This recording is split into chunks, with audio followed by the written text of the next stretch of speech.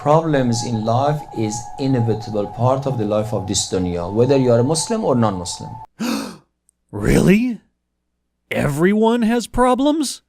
Oh my God. For all of us, is a trial, is a test. I hate tests. I just want to stay up late, eat ice cream, and watch horror movies. Can I just do that instead of having to look at everything as a test? Because looking at every hardship or obstacle as a test implies that it is being placed in front of me by design. And if every hardship I come across is placed there by design, then the designer must be a grade A asshole. People who have no faith in God, the moment that they have any family issue, any issue in their business, they seek refuge either to drug or alcohol. Oh man, I had a fight with my sister today, and my work day sucked. There's only 2 cures for this. Oh man, that's some good blow. Oh boy. Oh, Jack Daniels, you my only friend. These are the only ways I can cope. If only I would surrender my critical thinking skills and accept that there's an invisible man in the sky, I could stop drinking and doing drugs and see all the bad things in my life as tests, because people who believe in God never drink and they never do drugs. It just doesn't happen. Okay, and what does that verse say? Those who have believed and whose hearts are assured by the remembrance of Allah, unquestionably, by the remembrance of Allah, hearts are assured.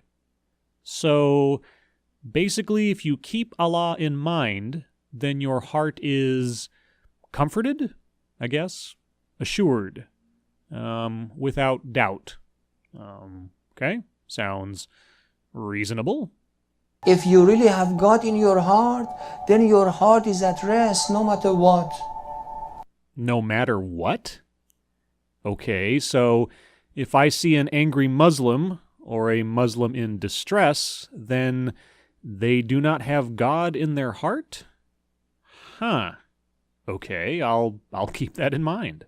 Are you going through more than what they said Zainab salamullah alayha had gone through? Lady Zainab.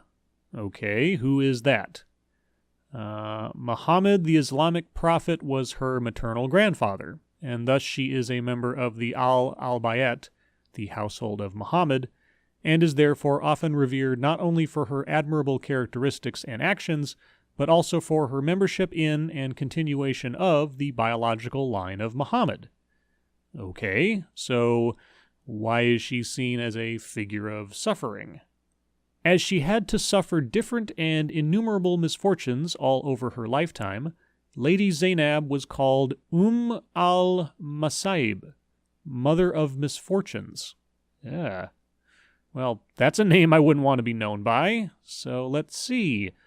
She had to witness the martyrdom of her 2 sons, as well as the other relatives and companions who were martyred one by one.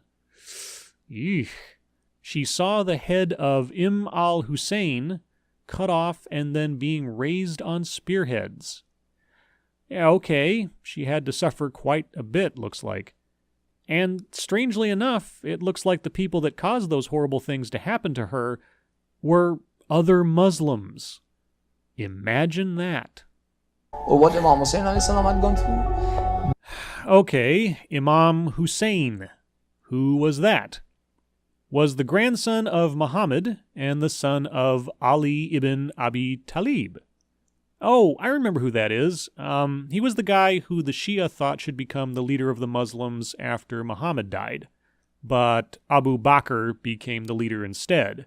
This is what started the schism between the Sunni and the Shia denominations of Islam. And I guess he had his head cut off in front of the Mother of Misfortunes. So, yeah, both of these people suffered quite a bit at the hands of other Muslims. I'm feeling more educated by the minute. The difference between them and us was the level of their faith. لكي لا تأسوا على ما فاتكم ولا تفرحوا بما آتاكم. Another verse, okay, and it says, "In order that you not despair over what has eluded you, and not exult in pride over what He has given you, and Allah does not like everyone self-deluded and boastful." Okay, tell me how I should interpret that one. Don't be grieved over what you lost, and don't rejoice over what you gain. Don't grieve over what I lose. Don't rejoice over what I gain. So, I have to live in perpetual neutrality. Like a Vulcan? Or those guys from Futurama? That sounds kind of silly. A moment his life is so stable. This is a moment that calamities of life doesn't shatter him, doesn't break him. That's one benefit of faith. The benefit of faith is that calamities don't shake him. Okay, so Muslims never get scared or rattled. Something bad happens and they don't have any despair? Maybe religion really is the opiate of the masses. عسى أن تكرهوا شيئا وهو خير لكم وعسى أن تحبوا شيئا وهو شر لكم والله يعلم وأنتم لا تعلمون. And another one. Okay, what does this one say? "Fighting has been enjoined upon you while it is hateful to you. But perhaps you hate a thing and it is good for you, and perhaps you love a thing and it is bad for you. And Allah knows while you know not." So I can't be trusted with my own opinions on anything. I need to defer however I feel to Allah. He will tell me how to think correctly. Got it. Trust in God. God knows best. One day, Prophet was sitting with his companions and they saw that the Prophet, all of a sudden, he smiled. He says, "Ya Rasulullah, what happened? Did you remember a joke or something?" The Prophet said, "No, Angel Jibreel just came down to me and he gave me a glad tidings, a good news. And he said, Ya Rasulullah, inform the believers, no matter what happens to them, at the end of the day, it will to their benefit." Yeah, he was just sitting around with his companions and he started smiling and then said an angel had just appeared to him and told him that no matter what happens to you, it is a good thing. Now, imagine that same scenario while you're just sitting on a bus headed to work in the morning, and there's a guy sitting next to you, and he starts smiling, and then he turns to you and says, "An angel just talked to me and wanted me to let you know that no matter what happens in life, it is good for you." Now, would you want to move closer to this person or further away? Second benefit of Iman in God is that you never complain about anyone.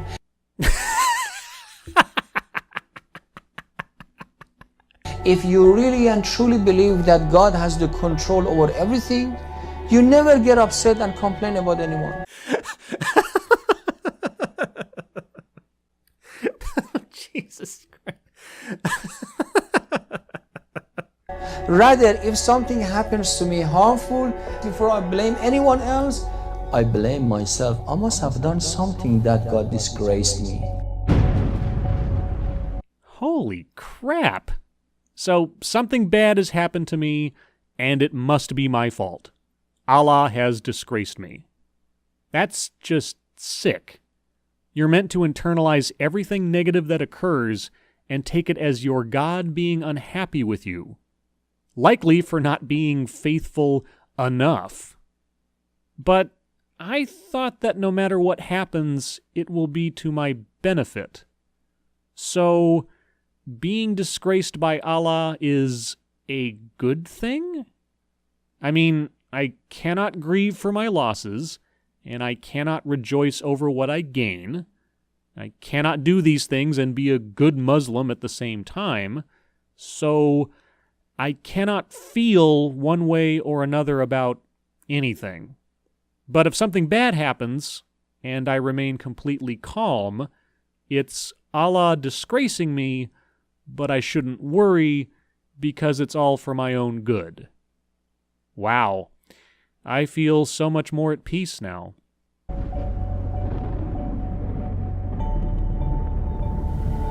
Wherever you are. That wherever you are thing always creeps me out, so I just thought I'd include it so you could suffer along with me. But remember, it's apparently all about quiet, self-contained suffering that never results in anyone acting out in anger, because that would mean you're not faithful. So be on guard, because there are a lot of fake Scotsmen out there. As always, thank you for watching.